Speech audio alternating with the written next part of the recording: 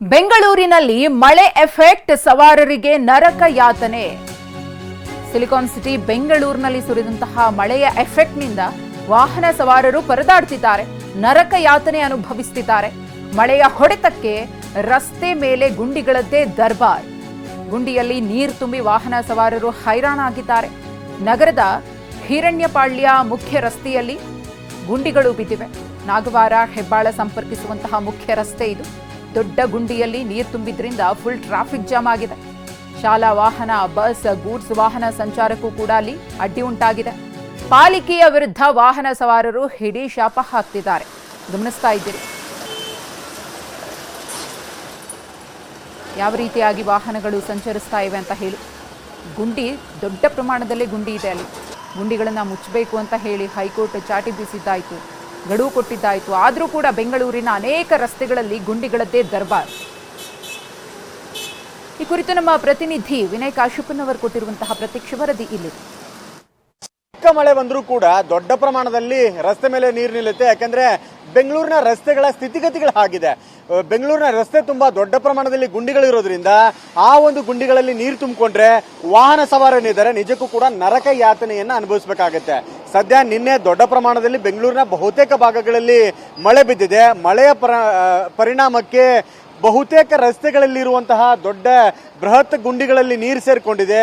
ನೀರು ಸೇರ್ಕೊಂಡಿರೋದ್ರಿಂದ ನಿಜಕ್ಕೂ ಇವತ್ತು ದೈನಂದಿನ ಕಾರ್ಯಚಟುವಟಿಕೆಗಳಿಗೆ, ಕೆಲಸಗಳಿಗೆ, ಶಾಲೆಗಳಿಗೆ ಮಕ್ಕಳನ್ನು ಬಿಡೋದಕ್ಕೆ ಹೋಗುವಂತಹ ಪೋಷಕರಿಗೆ, ಕೆಲಸ ಕಾರ್ಯಗಳಿಗೆ ಹೋಗುವಂತಹ ಜನಸಾಮಾನ್ಯರಿಗೆ ದೊಡ್ಡ ಸಮಸ್ಯೆ ಎದುರಾಗಿರುವಂಥದ್ದು. ಸದ್ಯ ನಾನೀಗ ಹಿರಣ್ಯಪಾಳ್ಯ ಅಂದ್ರೆ ಹೆಬ್ಬಾಳ ಮತ್ತು ನಾಗಸಂದ್ರ ಏನಿದೆ, ಪ್ರಮುಖವಾಗಿ ನಾಗವಾರ ಮತ್ತು ನಾಗಸಂದ್ರವನ್ನು ಸಂಪರ್ಕಿಸುವಂತಹ ಮುಖ್ಯ ರಸ್ತೆ ಏನಿದೆ, ಆ ರಸ್ತೆಯ ಭಾಗದಲ್ಲಿ ಆಗಿರುವಂತಹ ದೊಡ್ಡ ಒಂದು ಸಮಸ್ಯೆಯನ್ನು ನಾವು ತೋರಿಸ್ತಾ ಇದ್ದೀವಿ. ಯಾಕೆಂದ್ರೆ ಈ ಒಂದು ಹಿರಣ್ಯಪಾಳ್ಯ ಮಾನ್ಯತೆ ಟೆಕ್ವಾರ್ಕ್ ನಾವು ಮುಂದ್ಗಡೆಯಿಂದ ಬಂದ್ರೆ ಹೆಬ್ಬಾಳ ಸಂಪರ್ಕ ಮಾಡೋದಕ್ಕೆ ಹೋಗುವಂತಹ ಪ್ರಮುಖ ರಸ್ತೆ ನೋಡ್ಬೋದು. ಬಸ್ನ ಮುಂದ್ಗಡೆಯ ರೂಪ್ ಹೇಗೆ ಬಡಿತಾ ಇದೆ ಅಂದ್ರೆ ನಿಜಕ್ಕೂ ಕೂಡ ಇದರಲ್ಲಿ ಹೇಗೆ ಬಸ್ಗಳು ಬರಬೇಕು, ಜೊತೆಗೆ ಆಟೋಗಳ ಸಂಚಾರ ಹೇಗೆ ಅನ್ನೋಂಥದ್ದು ನಿಜಕ್ಕೂ ಕೂಡ ದೊಡ್ಡ ಮಟ್ಟದಲ್ಲಿ ಚಾಲೆಂಜಿಂಗ್ ಆಗಿರುವಂಥದ್ದು. ಹೀಗಾಗಿ ಸ್ಥಳೀಯರು ಕೂಡ ಸಾಕಷ್ಟು ಪ್ರಮಾಣದಲ್ಲಿ ಒಂದು ಆಕ್ರೋಶವನ್ನು ಹೊರ ಹಾಕ್ತಾರೆ. ಯಾಕಂದ್ರೆ ಬೆಳಂಬೆಳಗ್ಗೆ ದೈನಂದಿನ ಕಾರ್ಯಚಟುವಟಿಕೆಗಳಲ್ಲಿ ಸಾಕಷ್ಟು ಜನ ತೊಡಕೊಳ್ಬೇಕಾಗತ್ತೆ. ಸದ್ಯಕ್ಕೆ ನೋಡಬಹುದು ಆ ಗುಂಡಿ ಪ್ರಮಾಣ. ಹೀಗಾಗಿ ಟ್ರಾಫಿಕ್ ಕೂಡ 1 ಕಿಲೋಮೀಟರ್ ಅಷ್ಟು ಟ್ರಾಫಿಕ್ ಕೂಡ ಈ ಒಂದು ಭಾಗದಲ್ಲಿ ಆಗಿರುವಂತದ್ದು. ಸ್ಥಳೀಯರಿದ್ದಾರೆ, ಮಾತಾಡ್ತೀನಿ. ಸರ್, ಇದು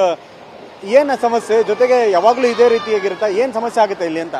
ಇಲ್ಲಿ ಒಂದು ಸ್ವಲ್ಪ ಈ ಮೋರಿಗಳು ಇದೆಯಲ್ಲ, ಈ ಮೋರಿ ಬಂದು ಸುಮಾರು ಒಂದು 6 ತಿಂಗಳಿಂದ ಇದೆ. ಅಲ್ಲಿಂದ ಅಲ್ಲಿ ಒಂದು ಅರ್ಧ ದಾರಿವರೆಗೂ ಮಾಡಿ ಬಿಟ್ರು. ಅದು ಬಿಟ್ಬಿಟ್ಟು ಮತ್ತೆ ಇದು ಫುಲ್ ಕಂಪ್ಲೀಟ್ ಮಾಡಿಲ್ಲ. ಅದರಿಂದ ಏನಾಗುತ್ತೆ, ನೀರು ತುಂಬಿ ನೀರು ಬಂದು ಇಲ್ಲಿ ನಿಂತ್ಕೊಳ್ಳುತ್ತೆ. ನೀರು ಇಲ್ಲಿ ಹೋಗೋದಕ್ಕೆ ಚಾನ್ಸೇ ಇಲ್ಲ. ಈ ನೀರು ನಿಂತು ಏನಾಗುತ್ತೆ, ಗಾಡಿ ಓಡಾಡ್ತಾ ರೋಡ್ ಸವಿಯುತ್ತೆ. ಸೌದಾಗಿ ಇಲ್ಲಿ ಹಳ್ಳ ಬೀಳುತ್ತೆ. ಈ ಮೈನ್ ರೋಡ್ ಈ ಸರ್ವಿಸ್ ರೋಡ್ ಇದೆ, ಈ ಸರ್ವಿಸ್ ರೋಡೇ ಸ್ಟ್ರೈಟ್ ಹೆಬ್ಬಾಳದವರೆಗೂ ಹೋಗುವಂಥದ್ದು. ಸರ್ವಿಸ್ ರೋಡಲ್ಲಿ ಮೇಲ್ಗಡೆ ಬರುವಂಥ ನಾಗವಾರ ಬ್ರಿಡ್ಜ್ ಮೇಲ್ಗಡೆಯಿಂದ ಬರುವಂಥದ್ದು ಎಲ್ಲ ಬ್ರಿಡ್ಜ್ ಮೇಲೆ ಹೋಗುತ್ತೆ. ಕೆಳಗಡೆ ಬರೋದೆಲ್ಲ ಇದೇ ರೋಡ್ಗೆ ಬರೋದು. ಮೇಯ್ನ್ ಇಲ್ಲಿ ವೀರಣ್ಣಪಳ್ಳಿ ಸಿಗ್ನಲಲ್ಲಿ ಕೆಳಗಡೆ ಅಂಡರ್ ಪಾಸ್ನಲ್ಲಿ ಜಾಮ್ ಆಗೋದಕ್ಕೆ ಕಾರಣನೇ ಈ ರಸ್ತೆ. ಯಾಕೆಂತಂದ್ರೆ ಇಲ್ಲಿ ಗಾಡಿ ನಿಂತ್ಕೊಳ್ತು ಅಂತ ಹೇಳಿದ್ರೆ ಈ ಸುತ್ತಮುತ್ತ ಈ ಒಳಗಡೆ ರೋಡ್, ಪಕ್ಕದ ರೋಡ್ ಎಲ್ಲ ಜಾಮ್ ಆಗಿಬಿಡುತ್ತೆ. ರಸ್ತೆ ಗುಂಡಿನ ಅಥವಾ ಮ್ಯಾನ್ಹೋಲ್ ಅಥವಾ BWCSB ಚೇಂಬರ್ ಏನಿದೆ ಇಲ್ಲಿ? ಇಲ್ಲಿ ಏನಿಲ್ಲ, ಸ್ವಲ್ಪ ಗಾಡಿಗಳು ಜಾಸ್ತಿ ಓಡಾಡುತ್ತಲ್ವಾ, ಹಳ್ಳ ಬಿದ್ದಾಗ ಏನಾಗುತ್ತೆ, ಸ್ವಲ್ಪ ಹಳ್ಳ ಬಿದ್ದಾಗ ಮಾಡಿದ್ರೆ ಚುರೋಗುತ್ತೆ. ಇದನ್ನ ಏನ್ ಮಾಡ್ತಾರೆ, ಹಾಗೆ ಬಿಟ್ಬಿಡ್ತಾರೆ. ಹಾಗೆ ಬಿಟ್ಬಿಟ್ರೆ ಏನಾಗುತ್ತೆ, ಸ್ವಲ್ಪ ಹೋಗಿದ್ದು ಮೇಲ್ಮೇಲೆ ಗಾಡಿಗಳು, ತುಂಬಾ ಗಾಡಿಗಳು ಓಡಾಡ್ಬೇಕಾದ್ರೆ ಅದು ಸವಿಯುತ್ತೆ. ಸವಿತಾ ಏನಾಗುತ್ತೆ, ಒಂದೇ ಕಡೆ ಹಳ್ಳ ಬಿದ್ದಾಗ ಗಾಡಿಗಳೆಲ್ಲ ಒಂದೇ ಕಡೆ ಪಾಸ್ ಆಗುತ್ತೆ. ರೋಡ್ ನೀರು ನಿಂತಿರೋದಕ್ಕೆ ಹಳ್ಳ ದಾಸಿ ಆಗ್ತಾ ಇರುತ್ತೆ. ಬೈಕ್ ಸವಾರರು ಈ ಒಂದು ರಸ್ತೆಯಲ್ಲಿ ಈಗ ಆಲ್ರೆಡಿ 2-3 ಜನ ಬಿದ್ದೋಗಿದ್ದಾರೆ. ಹೌದು, ಇಲ್ಲಿ ಬೀಳೋದೆಲ್ಲ ಸಾಮಾನ್ಯ. ಇಲ್ಲಿ ಇದೆಲ್ಲ ಏನ್ ಇದು ಮಾಡಿದ್ರು ಅವಾಗ ಸ್ವಲ್ಪ ಸಣ್ಣ ಪುಟ್ಟ ಕೆಲಸ ಇದ್ದಾಗ ಮಾಡ್ಕೊಂಡ್ರೆ ಸರೋಗುತ್ತೆ. ಕಂಪ್ಲೀಟ್ ಮುಂದಿನ ಬ್ಯಾನೆಟ್ ಏನಿದೆ, ಒಂದು ಮುಂದಿನ ವೀಲ್ ಮುಳುಗುವಷ್ಟು ಮಟ್ಟಿಗೆ ದೊಡ್ಡ ಪ್ರಮಾಣದಲ್ಲಿ ಗುಂಡಿ ಇರುವಂತದ್ದು. ಇನ್ನು ಏನಾದರೂ ಬೈಕ್ ಸವಾರರು, ಸ್ಕೂಟಿ ಸವಾರರು, ಬೈಕ್ ಸವಾರರು ತಮಗೆ ಮಾಹಿತಿ ಇಲ್ಲದೇನೆ ಬಂದ್ಬಿಟ್ರೆ ನಿಜಕ್ಕೂ ಕೂಡ ಪರದಾಡುವಂತ ಸ್ಥಿತಿ ಇದೆ. ಹೇಗಿದೆ ಸರ್ ಗುಂಡಿ? ತುಂಬಾ ದೊಡ್ಡ ಮಟ್ಟದಲ್ಲಿ ಇರುವಂಥದ್ದು. ಯಾಕಂದ್ರೆ ದೊಡ್ಡ 4 ವೀಲರ್ ಗಾಡಿಗಳೇ ಈ ಒಂದು ರಸ್ತೆಯಲ್ಲಿ ಬರಬೇಕಾದ್ರೆ ಹರಸಾಹಸ ಪಡಬೇಕಾಗತ್ತೆ. ಇನ್ನು ತಿಳುವಳಿಕೆ ಇಲ್ಲದೇನೆ ನೀರಿದೆ ಅನ್ನುವಂತಹ ಕಾರಣಕ್ಕೆ ಬೈಕ್ ಸವಾರರು ಕೊಂಚ ವೇಗದಲ್ಲಿ 20-30 ವೇಗದಲ್ಲಿ ಬಂದ್ರಂತರೂ ಬೀಳುವಂತಹ ಸಾಧ್ಯತೆಗಳು ಹೆಚ್ಚಾಗಿದೆ. ಈಗ ಆಲ್ರೆಡಿ ಬೆಳಗ್ಗೆ ಇದರ ತಿಳುವಳಿಕೆ ಇಲ್ಲದ ಹಿನ್ನೆಲೆಯಲ್ಲಿ ಸ್ಕೂಟಿ ಸವಾರರು ಬಿದ್ದಿರುವಂತಹ ಉದಾಹರಣೆಗಳನ್ನ ಇಲ್ಲಿ ಸ್ಥಳೀಯರು ಹೇಳ್ತಾ ಇದ್ದಾರೆ. ಅಪಾಯವನ್ನು ಎದುರಿಸುವಂತಹ ಸಾಧ್ಯತೆಗಳು ಹೆಚ್ಚಾಗಿದೆ. ಹೀಗಾಗಿ ಇಲ್ಲಿಯ ಸ್ಥಳೀಯರು ಕೂಡ ಒಂದು ಆಕ್ರೋಶವನ್ನು ಹೊರಹಾಕ್ತಾ ಇದ್ದಾರೆ. ಸಣ್ಣ ಮಳೆಗೆ ಈ ರೀತಿಯಂಥ ಸ್ಥಿತಿಗಳು ಬಂದರೆ ಇನ್ನು ದೊಡ್ಡ ಮಳೆ ಆದಂಥ ಸಂದರ್ಭದಲ್ಲಿ ಯಾವ ರೀತಿಯಾಗಿ ಎಚ್ಚರಿಕೆಯನ್ನು ವಹಿಸಬೇಕು, ರಸ್ತೆಯಲ್ಲಿ ಸಂಚಾರ ಮಾಡೋದಾದರೂ ಹೇಗೆ ಅನ್ನೋಂತಹ ಆತಂಕವನ್ನು ಕೂಡ ಹೊರಹಾಕ್ತಿರುತ್ತದೆ. ಕ್ಯಾಮರಾಮನ್ ಗಣೇಶ್ ಪ್ರಸಾದ್ ಜೊತೆ ವಿನಯ್ ಕುಮಾರ್ ಕಾಶಪ್ಪನ ಟಿವಿ9 ಬೆಂಗಳೂರು.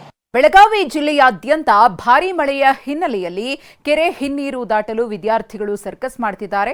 ವಿದ್ಯಾರ್ಥಿಗಳಿಗೆ ಗಾಳಿ ತುಂಬಿದ ಟ್ಯೂಬೇ ಗತಿಯಾಗಿದೆ. ಗಮನಿಸ್ತಾ ಇದ್ದೀರಿ ದೃಶ್ಯಾವಳಿಯಲ್ಲಿ ನಿಂಗಾಪುರದ ವಿದ್ಯಾರ್ಥಿಗಳು ಪೋಷಕರು ಸರ್ಕಸ್ ಮಾಡ್ತಾ ಇರೋದು. ಕಿತ್ತೂರು ತಾಲೂಕಿನ ನಿಂಗಾಪುರ ಗ್ರಾಮ. ಟ್ಯೂಬ್ ಮೇಲೆ ಕೂರಿಸ್ಕೊಂಡು ಅವರನ್ನ ದಡ ತಲುಪಿಸುವಂತಹ ಕೆಲಸ ಆಗ್ತಾ ಇದೆ. ಹುಲಿಕೆರೆ ಹಿನ್ನೀರಿನಿಂದಾಗಿ ಈ ರೀತಿಯ ಪರದಾಟ ಅಲ್ಲಿ ಸೃಷ್ಟಿಯಾಗಿದೆ. ನಿಂಗಾಪುರ ಗ್ರಾಮದಲ್ಲಿ ಹೇಗಿದೆ ಚಿತ್ರಣ?